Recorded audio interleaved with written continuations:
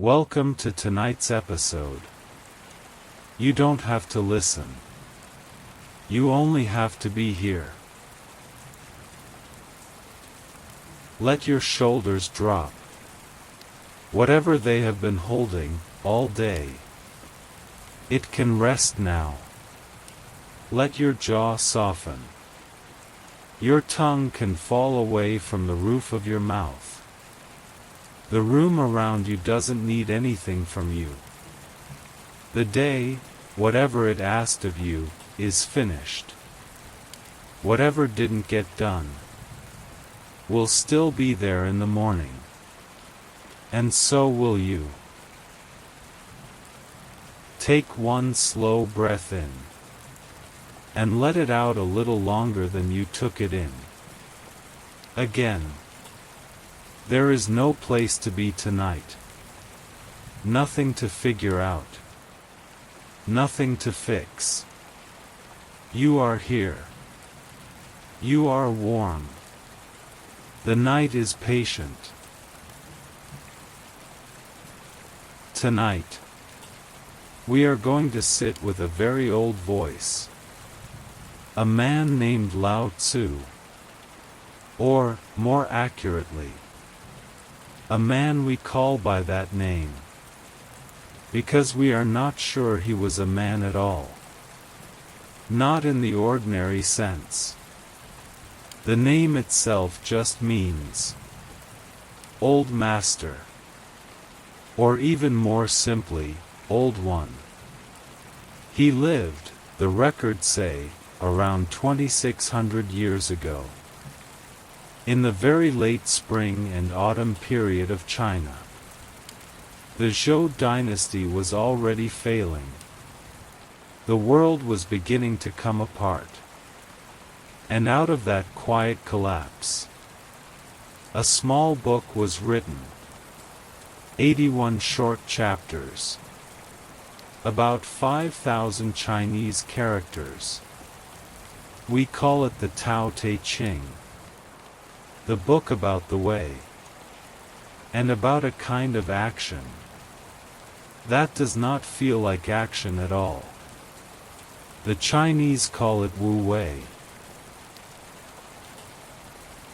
Don't try to remember any of this. Let the words pass over you like wind across long grass. If you fall asleep before we get to the philosophy, that is the most authentic Taoist response you could possibly have. Lao Tzu would prefer it that way. Let me first set the world for you. Picture China in the 6th century before the Common Era. It is, by our reckoning, around the year 550. Or thereabouts. The dates are not exact. The sources do not agree. The great Zhou dynasty is in name still the ruler. But its real power has dissolved. The Zhou king sits in his capital at Luoyang, surrounded by ritual and ceremony, but the kingdom itself has fragmented into dozens of competing states. The spring and autumn period, the historians later called it, after a chronicle of the same name. A long, slow time of warlords and shifting alliances. Vassals fighting vassals. Marriages used as treaties. Treaties broken in a season. Behind the ceremonies in the capital, real authority had ebbed away. The way the tide goes out so slowly that, for a long time, you don't notice the sand drying. Soon enough this period would dissolve into something darker. The Warring States. 2.5 centuries of near-constant war. Whole armies of conscripts marching across the plains. Cities burned and rebuilt and burned again. The Chinese world hardening, slowly, into something Lao Tzu's book would name as the opposite of the way. But that was still ahead. For now, it was a kingdom in long decline. The kind of moment in history when thoughtful people, watching the present, begin to listen for something deeper than the present. It was in that capital, at the imperial court, that Lao Tzu is said to have worked. Not as a king, not as a warrior, not as a duke or a prince. He was a quiet man, with an extraordinarily quiet job. He was the keeper of the archives. In the entire kingdom, there was one place where the old records were held.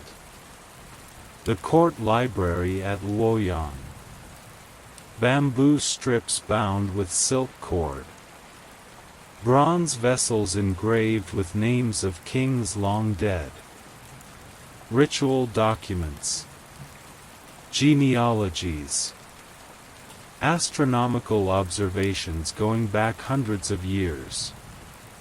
The archive of a civilization that was forgetting itself. And Lao Tzu was its keeper. A man who spent his days alone, among scrolls, in the half-dark of a stone library, reading the recorded silence of every dynasty that had ever existed. Imagine the quiet of that work. Imagine looking up from 1,000-year-old document, and then looking out the window, and seeing your own kingdom about to fall. About the man himself, the records are scarce. Deliberately so, perhaps. A historian named Sima Qian, writing about 400 years later, gives us what little is known. His records of the Grand Historian, completed near the year 94 before the Common Era. The first true history of China. And the source of nearly everything we have on Lao Tzu. The family name was Li. The personal name was which means ear. His style name was Boyan. After his death he was given the title Dan. Hence the name we still use. Lao Dan. The old Dan. The old master. He came from a small place. Hu County, in the state of Chu. A swampy region in what is now central Hunan. That is the entire biography Sima Qian feels confident giving us. A name. A village. A job. Of his family, we know nothing. His wife. His children. The day he was born.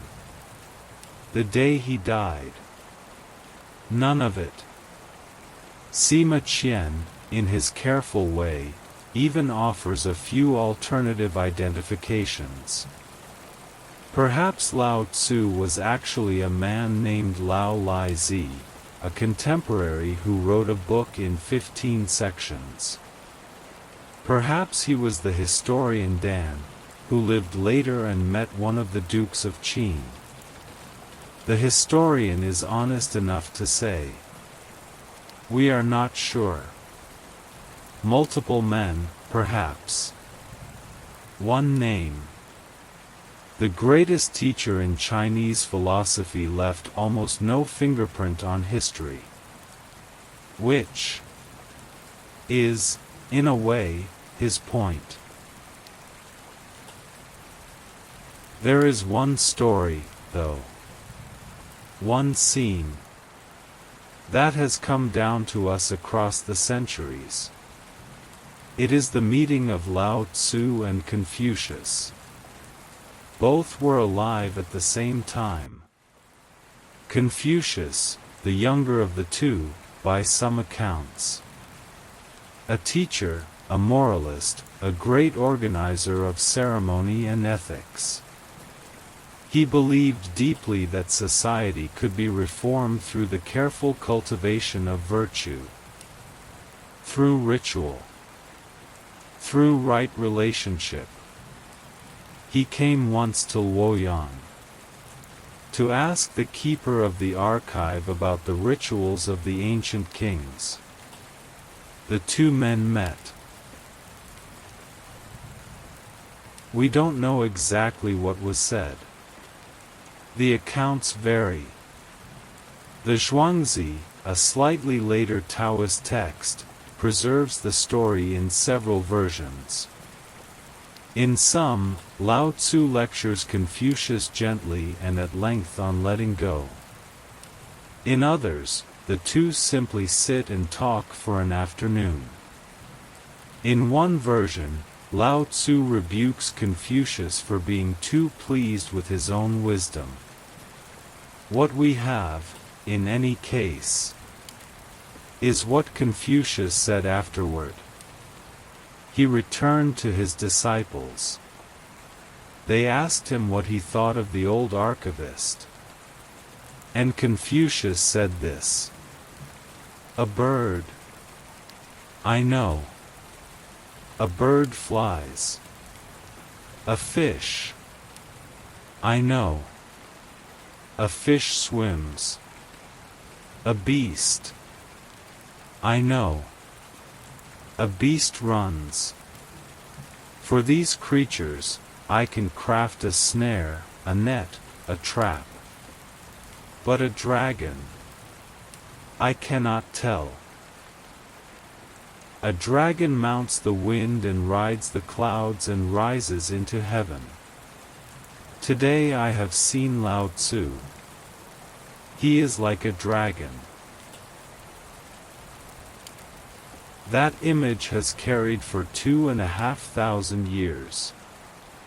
The most organized, the most ethical, the most devoted student of human virtue in Chinese history met the old archivist. And what he encountered was something he could not catch, could not pin down, could not classify. A teacher who taught not by holding still, but by being uncatchable. Two great traditions came out of those years. Confucianism, with its careful attention to duty and ritual and social order. Taoism, with its careful attention to the unnameable beneath the order. Both are part of Chinese thought. Both are still alive in it. They are not opposites so much as different breaths. But for tonight, we are with the dragon. Let your eyes rest now. Let your hands be soft. The story will keep telling itself. You don't have to hold on. Years passed. The Zhou court continued to decay. Civil ceremonies were performed for kings who had no power. Outside the capital, the warring states grew bolder. And one day, Lao Tzu had had enough. He left. He didn't write a letter. He didn't argue. He didn't try to reform anyone. He simply got up from his seat among the scrolls, closed the door of the archive behind him, and walked out of the city. The story says he rode a water buffalo, a dark, slow, patient animal, the kind that no one bothers, the kind no one notices. And he rode west. West out of Luoyang. West out of the Central Plains. west toward the mountains. Toward the edge of what was, at the time, the known world. The road west, in those days, ran along the south bank of the Yellow River. Then it cut up into the Qian Mountains. Past terraced fields. Past quiet villages where the smoke of evening cooking fires rose above tile roofs. Past temples whose names had been forgotten. The buffalo walked at its own pace. The buffalo did not need to be hurried. The buffalo, being a buffalo, was already practicing Wu Wei without being told. The old man, riding it, did not look back. He came eventually to the Hangu Pass, a narrow gorge in the western hills. The road through it was the only way out of the kingdom into the lands beyond. The walls of the gorge rose high on either side. The pass itself was barely wide enough for 2 carts. A frontier guard was stationed there. A man named Yin Shi, the keeper of the pass. Yin Shi, the records say, had a kind of inner sight. He could see qi, the breath, the energy, the atmosphere of a person before he saw the person himself. That morning, looking east down the road, he saw a strange, soft purple light moving through the dust. A kind of haze. A glow that did not belong to any traveler he had ever watched come through. And then he saw the old man on the buffalo. He came down from his post. He stopped the animal. He knelt. And he said something like, "If you are leaving this world, I cannot stop you. But I beg you, please, before you go, leave us your teaching. You have something the world cannot afford to lose. Don't take it with you into the mountains." Lao Tzu, the story says, agreed. For some unknown number of days, perhaps weeks, he stayed at the pass. In a small house, by an old fire. With ink, and brushes, and bamboo strips. And he wrote the book. 81 short chapters. About 5,000 characters. In 2 parts. The Tao Te Ching, on the way. The Te Ching, on virtue.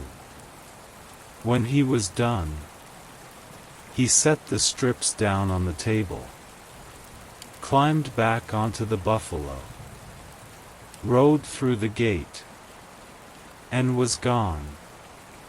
Sima Qian, our historian, ends with a single sentence about what happened next. No one knows where he ended. That is the legend. How much of it is literally true? We cannot say. The Hangu Pass story may be later embroidery. The dragon scene with Confucius may be apocryphal. There are scholars who think Lao Tzu was not one man but a tradition. A school. Several voices over time, gathered under one name. It does not really matter for our purposes tonight. The book itself exists. The text we now have was confirmed in 1973, when archaeologists at Mawangui in Hunan opened a Han Dynasty tomb. Inside, on rolls of silk, was a copy of the Tao Te Ching. From around 168 before the Common Era. Already considered ancient even then. 2 centuries later than Lao Tzu. But still over 2,000 years before us. And the book on those silk rolls is largely the book we still read. The book is real. And the book is what we will sit with now. The very first chapter begins like this. In the translation of James Legge, made in 1891. The first major scholarly translation into English. Public domain now for over a century. The version we will use throughout tonight. The Tao that can be trodden is not the enduring and unchanging Tao. The name that can be named is not the enduring and unchanging name. Stay with that for a moment. The first sentence of the entire book is a warning about the book. Whatever I am about to tell you is not the thing. The Tao that I describe is not the actual Tao. The name I give it will not contain it. Lao Tzu opens his teaching by undoing his teaching. He is not pointing at himself. He is pointing at something past himself. What is the Tao? That cannot be named. The character itself, in Chinese, is simple.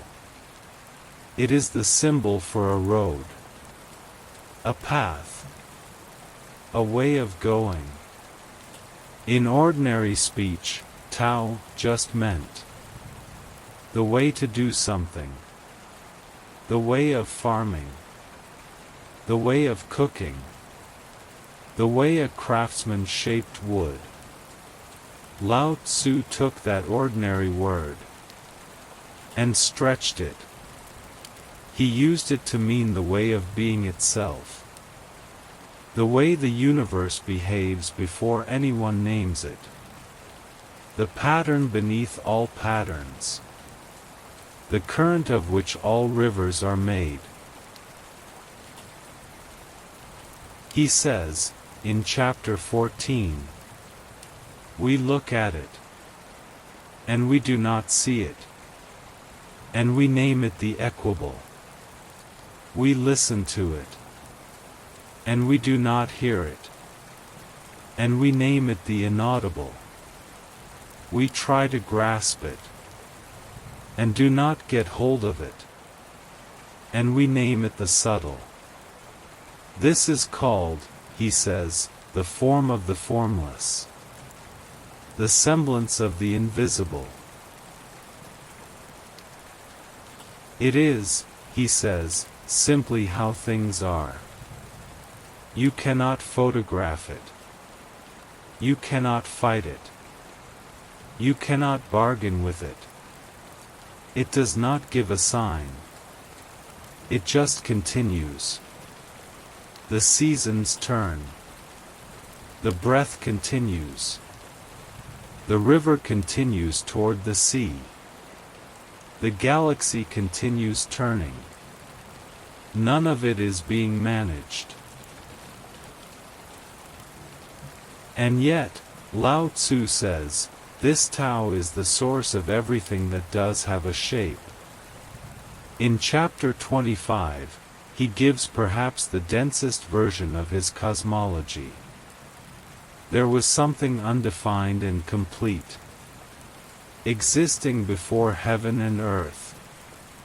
How still it was, and formless. Standing alone, and undergoing no change. Reaching everywhere, and in no danger of being exhausted. It may be regarded as the mother of all things. I do not know its name, and I give it the designation of the Tao.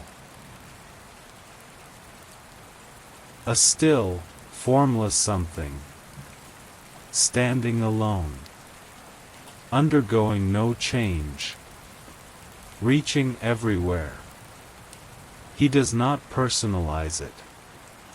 He does not turn it into a god. He does not give it a will or a temper. He calls it the Mother, quietly, almost in passing, and moves on. If that is what the Tao is, then how does a person live in alignment with it? This is where Wu Wei comes in. Wu means no, or not. Wei means doing, action, effort. Wu Wei, literally translated, means non-action. This sounds, on first hearing, like laziness, like collapse, like a polite word for giving up. It is not. It does not mean stillness with no effect. It means the absence of forced action, the absence of fighting against the grain, the absence of trying to push the river. It means doing only what the moment is already inviting you to do, and not one motion more. Lao Tzu calls it the action of not acting. He says, in chapter 43, the softest thing in the world dashes against and overcomes the hardest. That which has no substantial existence enters where there is no crevice. I know hereby what advantage belongs to doing nothing with a purpose. Think of water. Water has no shape. It accepts the shape of whatever holds it. Pour it into a square cup, it becomes square. Pour it into a round cup, it becomes round. It does not protest. It does not argue. It does not insist on being water-shaped. It simply takes the form available, and stays liquid, and waits. And yet, given time, water carves canyons through stone. Water flattens mountains. Water breaks empires by simply continuing to flow downhill. Nothing is softer. Nothing is more patient. Nothing is more powerful. Chapter 8, then. The chapter on water. The highest excellence is like that of water. The excellence of water appears in its benefiting all things, and in its occupying, without striving, the low place which all men dislike. Hence, Lao Tzu says, its way is near to that of the Tao. Read that again, slowly. The highest excellence is like water. Water benefits all things, without choosing whom to benefit. It takes the place that everyone else avoids. The low place. The place no one wants. It is in that low place that water is most itself. And from that low place, it waters everything that grows. There is no rush in water. There is no agenda. There is no winning. There is only flowing toward whatever low place is currently asking. The river does not push itself. The river is what happens when nothing pushes it. There is a second water chapter, near the end of the book. Chapter 78. As if Lao Tzu, having begun with water, returns to it before he closes. There is nothing in the world more soft and weak than water. And yet, for attacking things that are firm and strong, there is nothing that can take precedence of it. For there is nothing that can be used in its stead. Everyone in the world knows that the soft overcomes the hard, and the weak the strong. But no one is able to carry it out in practice. That last line is almost wry. Everyone knows. No one does. We all understand, in the abstract, that softness wins. That patience wins. That gentleness outlasts force. And yet, when the difficulty arrives, we tighten. We harden. We push back.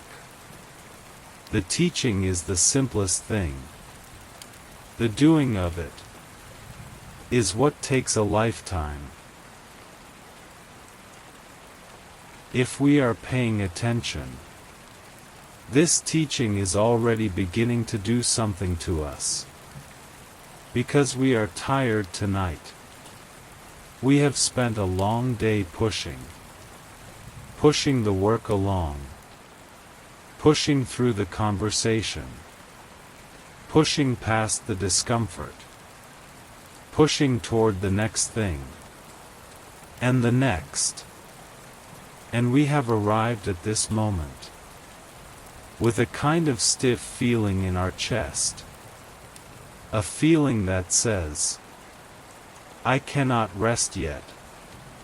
Something is still undone. The Taoist answer is gentle. You do not need to push the river of tonight. The night will arrive without your help. Sleep will arrive without your help. You only need to soften enough to be in it. The body knows this. There is a chapter in the Tao Te Ching, near the end, that says it almost too plainly. Chapter 76. Man at his birth is supple and weak. At his death, firm and strong. So it is with all things. Trees and plants, in their early growth, are soft and brittle. At their death, dry and withered. Thus it is that firmness and strength are the concomitants of death. Softness and weakness, the concomitants of life. A baby is soft. An infant body bends in every direction. Every joint loose. Every muscle willing to stretch. A corpse is rigid. In between, we live. And the closer to softness we stay, the more alive we are. This is not a metaphor. A bow that cannot bend will break under the bowstring. A reed in a flood is the one that survives. The strong tree, with the deepest roots and the thickest trunk, is the one the lumberjack chooses first. In our own bodies, the same rule. The clenched jaw. The locked shoulders. The tightened breath. These are not strength. These are the early architecture of pain. The teaching says, Soften. Not collapse. Not disappear. But give up the unnecessary clench. What about the work in the world, though? The Wu Wei teaching is not, sit on the floor and do nothing forever. Lao Tzu was not advising the abandonment of action. He was advising a different relationship to action. There is a phrase he uses, several times. Wei Wu Wei. Acting without acting. Doing without doing. It means, when you do act, the action arises from the situation itself, not from your wanting. A skilled cook chops a vegetable in a single motion because the knife and the carrot and the cutting board have entered into one event. A skilled rider does not pull on the horse, because the horse and the rider have become one motion. In Lao Tzu's chapter 2, he says, the sage manages affairs without doing anything,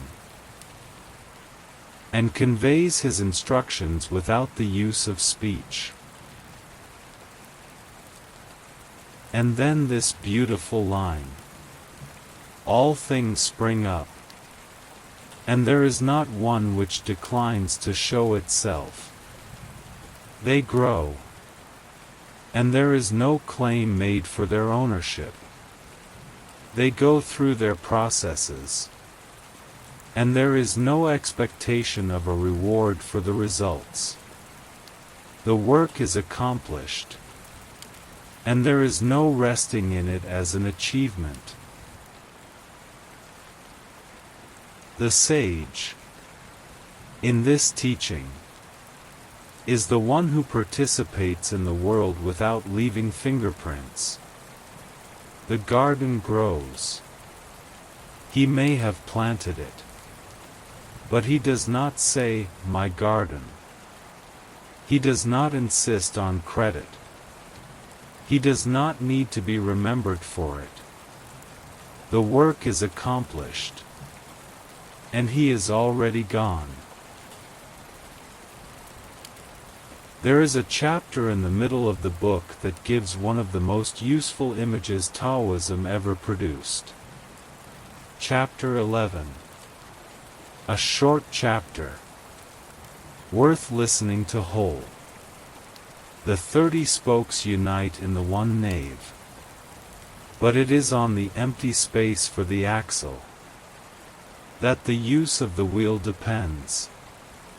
Clay is fashioned into vessels, but it is on their empty hollowness that their use depends.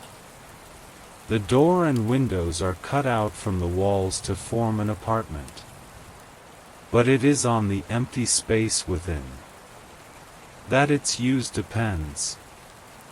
Therefore, Lao Tzu concludes, what has a positive existence serves for profitable adaptation, but what has not, that is for actual usefulness. Sit with that. The wheel is useful because of the empty hole at its center. The cup is useful because of the empty space inside it. The room is useful because of the empty space between the walls. In every case, it is the emptiness that makes the thing function. The fullness is just the container. Lao Tzu is suggesting that this is also true of a life. What you have done, what you have accumulated, what you have proven, what you have built, all of it is the rim of the wheel, the fired wall of the cup, the brick of the room, But the place where the actual living happens is the emptiness in the middle. The pause between two heartbeats. The breath between two thoughts. The unbusy moment, with no obligation in it. The empty space is what gives the rest of life its use. A few centuries after Lao Tzu, another Taoist took up these ideas. A man named Zhuangzhou. We call him Zhuangzi. The book that bears his name is the second great work of Taoism. Stranger, freer, more comic than the Tao Te Ching. Full of fish that turn into birds. And butchers who never need to sharpen their knives. And rulers who lose all desire to rule. There is a story, very famous, almost too famous now, that comes from him. He was sleeping. And in his sleep, he dreamed he was a butterfly, drifting from flower to flower, knowing nothing of Zhuangzhou. Then he woke up. And he was, again, the philosopher. But he was not certain. Was he the man who had dreamt he was a butterfly? Or was he the butterfly, now dreaming he was the man? He could not decide. In the dream, the butterfly had felt absolutely real. Now, in the waking, the man felt absolutely real. And there must be, he says, some distinction between the two. But the distinction does not say which one is the dream. For our purposes tonight, the story is a soft permission. The line between waking and sleeping is not a wall. It is a gentle dissolving. The you who is lying here, listening now, will, in a little while, start to drift. And in some other little while, you will be in another world entirely. With its own rooms, its own faces, its own soft logic. That world is not lesser. The Taoists thought sleep and dreaming were just another way the Tao moves. You are still in the flow, even when you don't know which direction. There is a quiet politics in this book, also. Lao Tzu lived through the long collapse of a kingdom. He was not naive about power. He knew rulers. He knew warlords. He knew what bad governance does to ordinary people.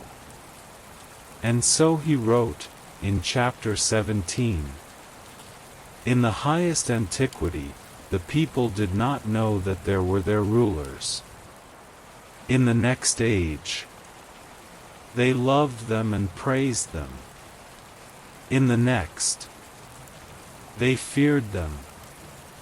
In the next, they despised them. Thus, he says, when faith in the Tao was deficient in the rulers, a want of faith ensued. He is saying something quite radical. The best ruler is the one whose people barely notice he is there. Not because he is weak, but because his governance has woven itself so completely into the existing flow of life that it does not announce itself. A river that has carved its channel for 10,000 years.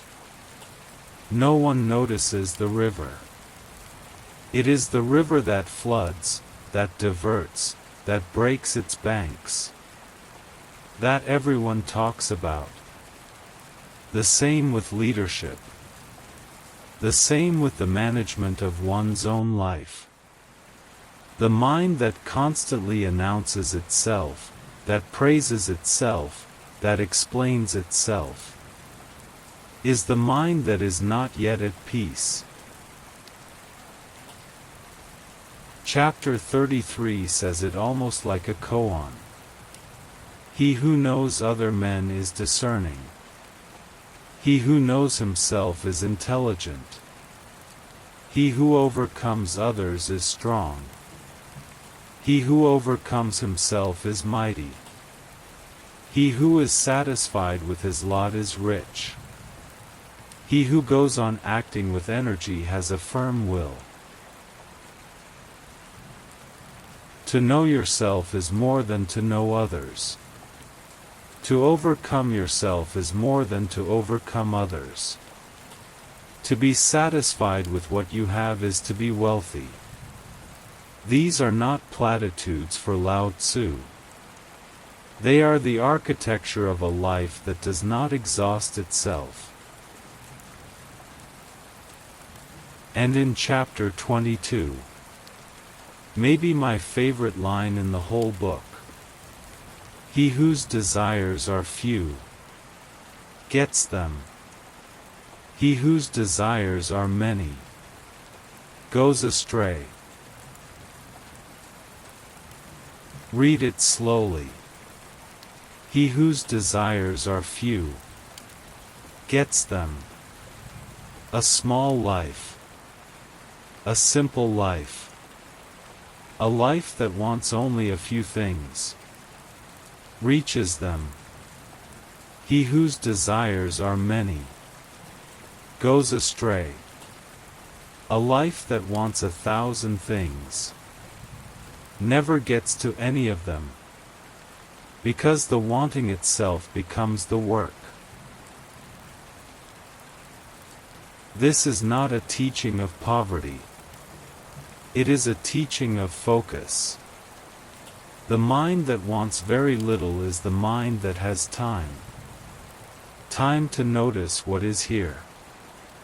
Time to taste the food in the bowl. Time to walk slowly. Time to fall asleep, when sleep is what is being offered.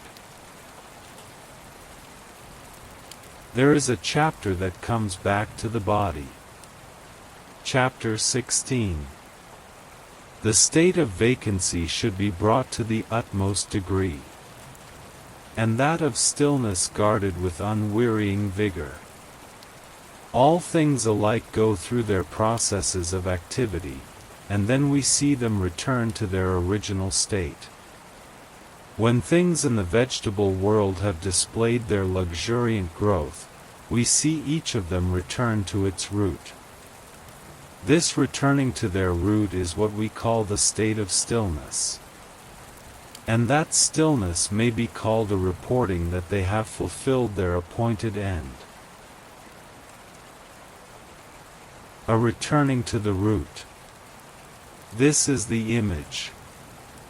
A plant in summer reaches up. In autumn it returns. The leaf falls back to the soil. The sap retreats into the ground. The forest, in winter, looks dead. But it is only resting. The roots are still there, beneath the snow. And the human animal, doing the same thing, on a smaller scale, every night. Going inward. Returning to the root. What you are doing in this hour, lying here, breathing slowly, is not nothing. It is a returning to the root. In another chapter, 52, Lao Tzu uses a similar image. He talks about closing the doors of perception, closing the openings of the mouth, returning to the source. The one who keeps the mother keeps long. The mother, here, is the Tao. the source, the originating quiet. The one who keeps the mother keeps long. The one who has not lost contact with the inner stillness lives long. In the deepest sense. Not necessarily in years, but in the felt continuity of being part of the flow. The Tao Te Ching is an old book, but the body that listens to it tonight is not old. The body listening tonight is supple. The body listening tonight has spent a day pushing, and is willing now to soften. The body listening tonight does not have to do anything. The breath is happening on its own. The heart is beating on its own. The body knows how to be alive. It has been doing it for years. It does not need to be supervised. Let me read you one of the closing chapters of the book. Chapter 80. In Lao Tzu's vision, in this chapter, the ideal life is small. People know how to use their tools but do not. They have boats and carriages but do not need to ride in them. They have weapons but do not need to use them. They have a written language but go back to using knotted ropes for record. They sleep in their own beds. They eat the food at hand. They wear their own clothes. They are pleased with what they have. The neighboring state can be seen across the valley. The barking of its dogs and the crowing of its roosters can be heard from one to the other. But the people of this place grow old, and die, and never go visit.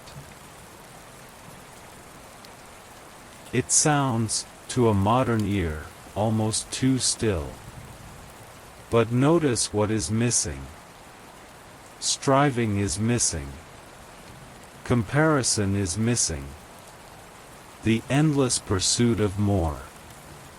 In its place, there is sleep, in one's own bed. Food, eaten without anxiety. The familiar voices of neighbors heard across a long quiet evening. It is a vision of a life that does not require itself to be anywhere else. A life that has stopped pushing the river. And if all of this sounds idealistic, if it sounds like a perfect place that no one ever lived in, that is, again, fine. The Tao Te Ching is a poem more than a manual. It is a tuning fork.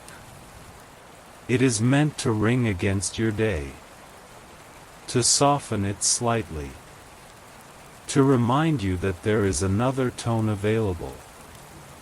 You do not need to become a Taoist hermit. You only need, on this particular evening, to remember that the river does not push itself. That softness is the companion of life. That the empty space is what makes the room useful.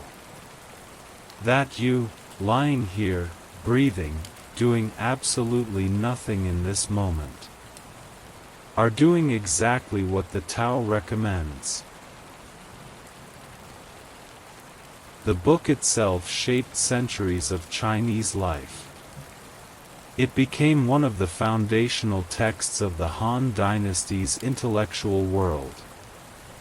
It influenced the Buddhists who came across the Silk Road, and helped shape what would later be called Chan Buddhism in China, and Zen in Japan.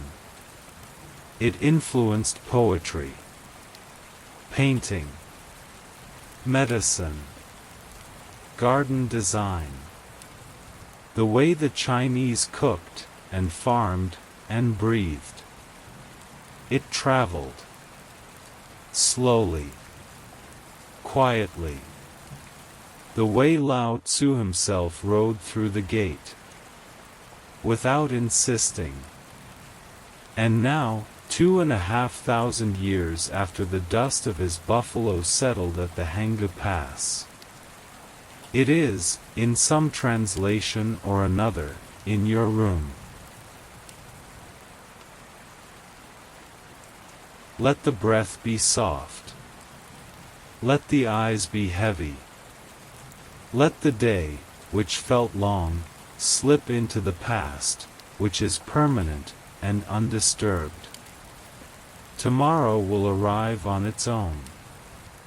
You do not have to make it happen. The sun rises without instruction. The breath continues without you supervising it. The night is patient. In one of the very last chapters of the book, Chapter 81, Lao Tzu writes, "Sincere words are not fine. Fine words are not sincere. Those who are skilled in the Tao do not dispute about it. The disputatious are not skilled in it. Those who know the Tao are not extensively learned. The extensively learned do not know it." The ending of the entire book is this: "With all the sharpness of the way of heaven, it injures not. With all the doing in the way of the sage, he does not strive. He does not strive." The whole book in one phrase: he does not strive. So tonight, you do not strive. There is no test in the morning. There is no philosophy you have to remember. The book has already done its work. Lao Tzu has already passed through the gate. The buffalo is already over the hill. What remains is the silence he left behind.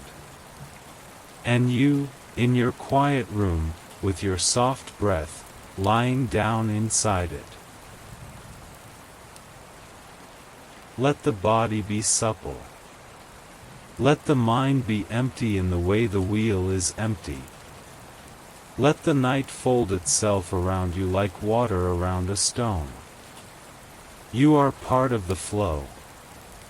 You always were. There is nothing to push. Let the room be very quiet. Let the ceiling, wherever it is, be very far away. Let the lamp dim itself by a single shade. Let the edges of your body stop insisting on their borders. Let the long, slow breath take you down. There is no lesson to remember. There is no test in the morning. The poem has already done its work. Good night. The water goes on flowing. You go on resting. There is nothing to do. Only the slow turning. Only the slow turning.